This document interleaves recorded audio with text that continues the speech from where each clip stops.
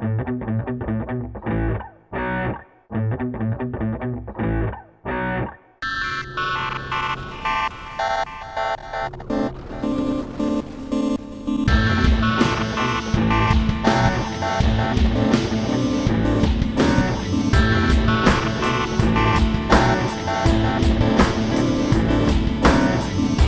wish I could get out the ghetto streets. Welcome to Grace Underground. We are here with Jay Stone, the other half of Sutherstone.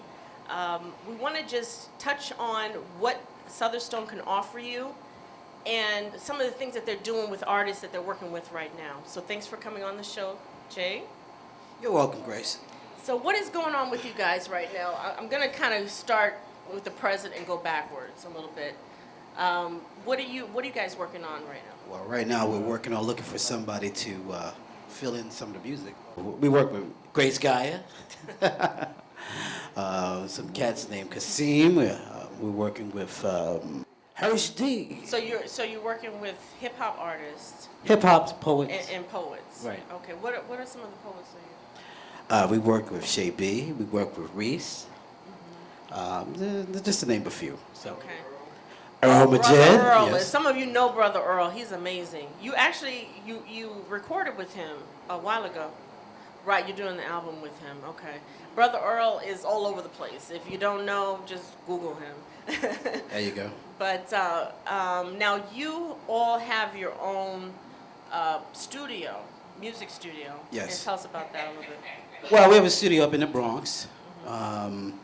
What area? We're on off White Plains Road, 855 East 217th Street. Okay.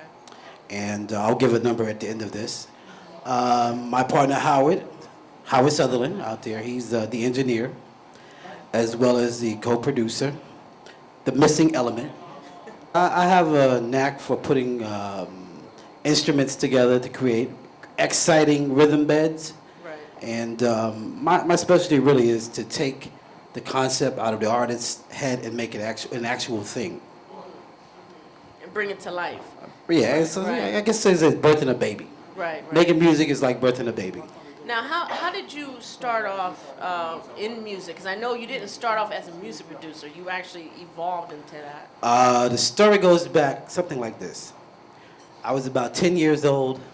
We were at assembly, and the music director was he was out that day.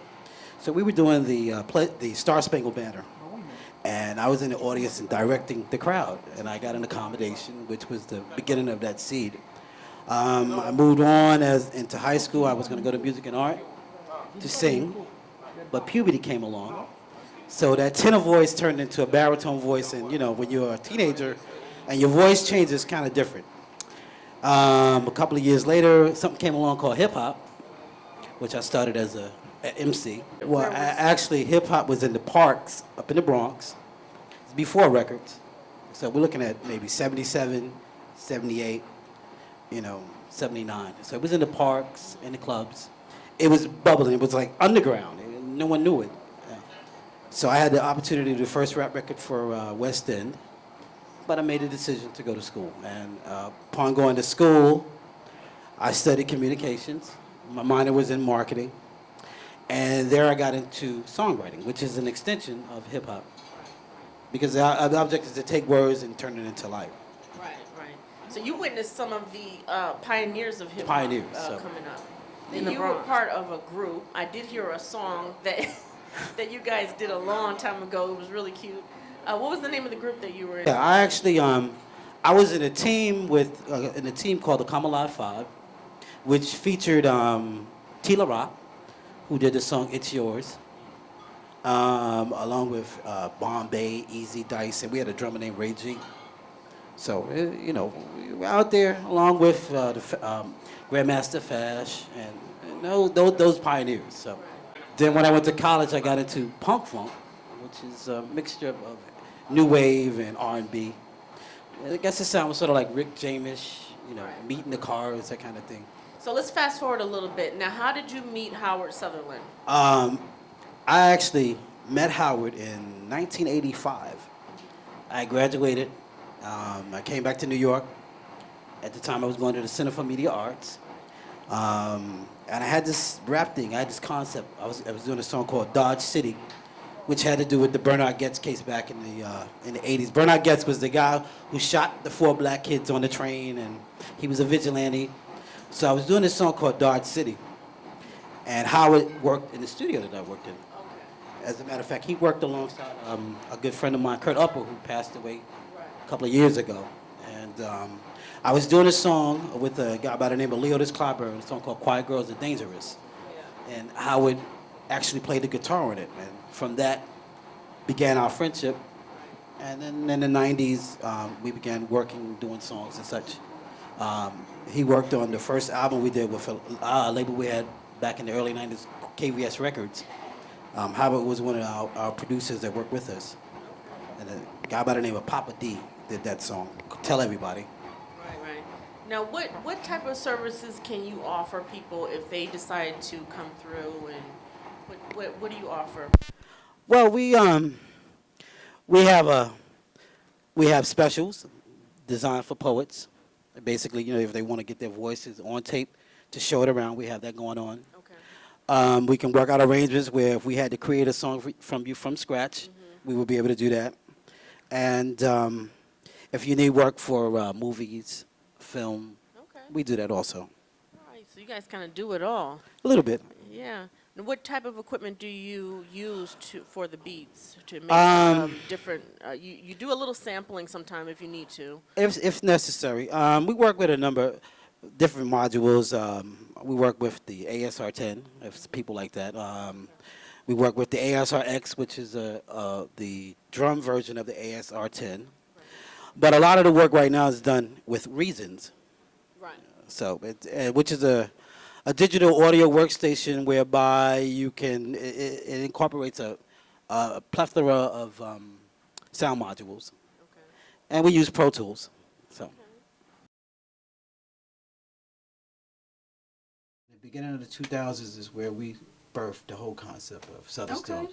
I mean, during that interval, I was involved with other companies and, Right.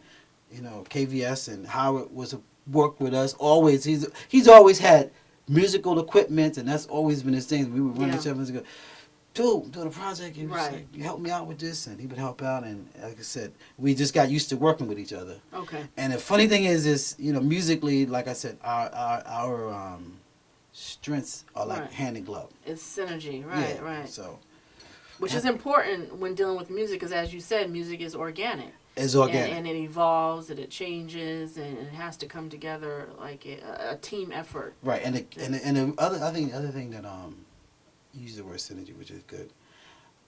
Our production style is, as I say, you start with a person where they are, Right.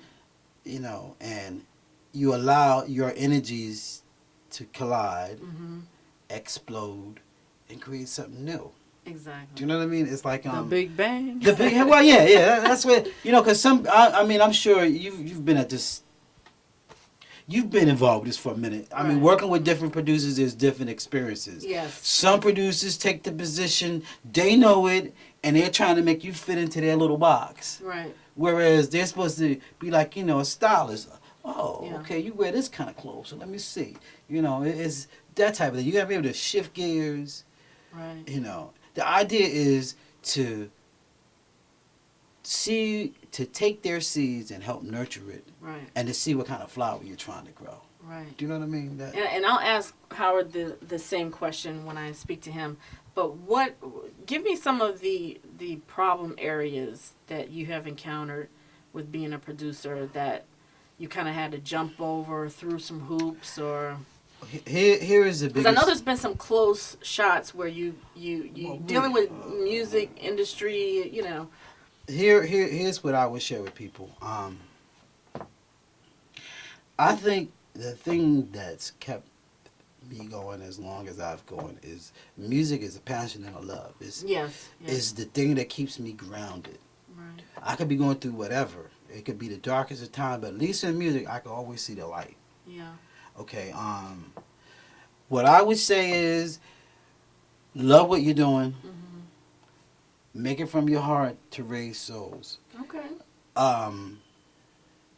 The biggest challenge of being a producer or being in the music business is you got to decide, are you doing this to be a music merchant or are you doing this to make a statement? Okay. And what I mean by a music merchant is someone who's making music simply to make money. Right, And right, right. the message, how they impact, how they touch people is secondary. Mm. You know what I mean? Mm-hmm. And But it seems like most of the music out here today is being made by music merchants, like you said. well, well, put it this way: the difference between 2011 and 1979 or the 80s or the 90s is everything is consolidating. You know, Yeah. Sony bought out CBS, Right, right. and maybe 10 years before that, Sony and CBS was 10 different companies or 20 different companies. Mm-hmm. But it's like, you know, it's like being in the water. The bigger fish swallows the bigger fish. The small fish gets encapsulated by a bigger fish, by a bigger fish. Where right now in a record company, there's about 5 fish. But thank God for the internet, because that leveled the playing ground. It changed the whole. Right. It changed the whole way of looking at things. Yeah. But again, even though we have the internet and stuff, you as an artist need a team. Right. Someone that's gonna look at the big picture with you. Right. Do you know There's what I mean? some things that artists can't see that you guys can see and hear, you know. That see and hear, know how to bring it out, but more importantly, after it's done, and you start moving your music around, they start hitting you off with these contracts. You know, that language, that black and white on paper, which a lot of people go. You know, they get that way, but it's part of the business. It's business, you know. So what I'm saying is, working with us, you get a perspective. Yeah, you get an insight there of us, but more importantly, a synergy between us and who we work with. Okay. So tell me something. What do you see as, and I'll ask Howard this question also, what do you see as the vision for Sutherstone going forward? What are you trying to accomplish out here? I know you said you want to make that mark, you want to impact the music, and I think that the sound that's coming from you guys is very positive. What is the future for Sutherstone? Well, ultimately, 2012 and beyond is to basically have the music sitting out there with a couple of those artists that we work with, to open up a dialogue, you know, or create a vessel for new artists to be able to bring themselves out.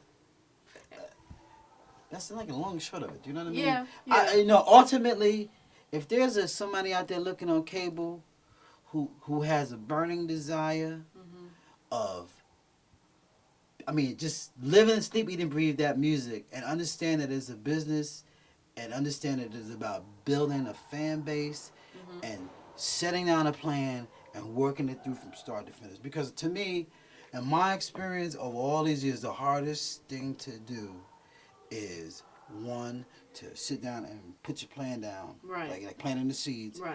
Give yourself a timeline and stick to what you're saying.